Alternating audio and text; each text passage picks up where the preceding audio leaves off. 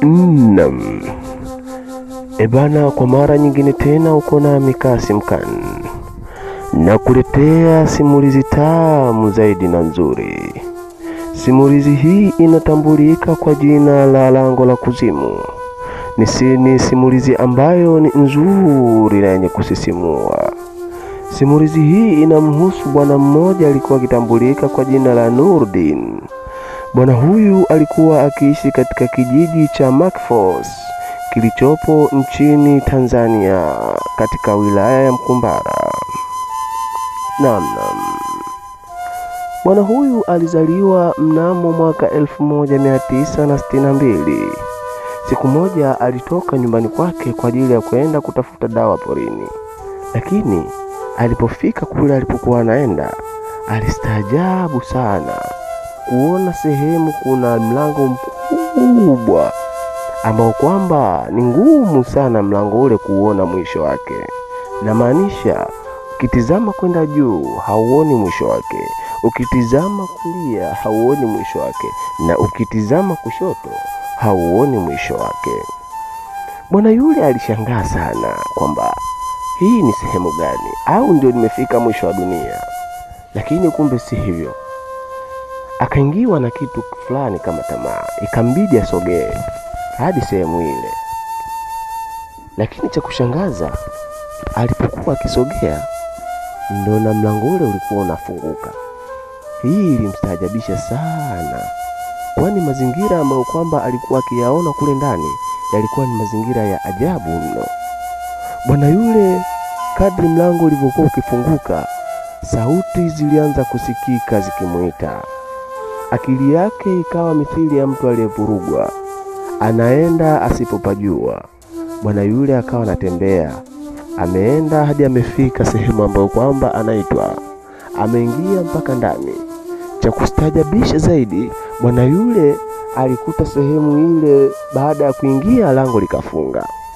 Msikilizaji, baada ya mlango kufunga, bwana yule alijikuta akisikia sauti za ajabu sana katika eneo lile. Sauti ambazo kwamba zilikuwa hazieleweki ni sauti gani. Sauti ambazo kwamba haonekani anayeongea ni nani. Hii ikamfanya bwana yule akili yake kama kuruka. Akawa anajiona kama ni mtu aliyechanganikiwa. Msikilizaji, hata kama ni wewe ungemuona ungesema huyu ni chizi, lakini la, si hivyo, bali tu ni mazingira aliyokutana nayo. Bwana Nurdin alijikuta ameingia katika mazingira mabovu sana na ya kusikitisha na ya kuumiza na ya kuhuzunisha. Mara aliona baadhi ya vitu vinaanza kutembea, vitu ambavyo kwamba havina uhai, mfano wa mawe yanatembea. Kulingana na mtizamo wake, bwana Nurdin ikamfelekea akazimia.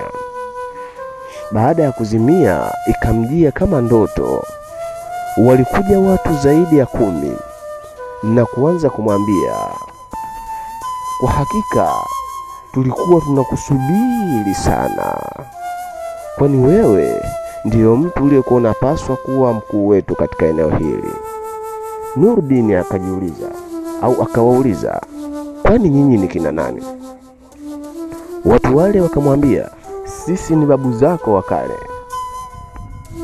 Nurdin akamshangaza, babu zangu wa kale? Mbona mimi sina babu kama nyinyi? Na babu zangu wote wapo. Babu mzaa baba yupo, babu mzaa mama yupo. Nyinyi ni mababu wa wapi?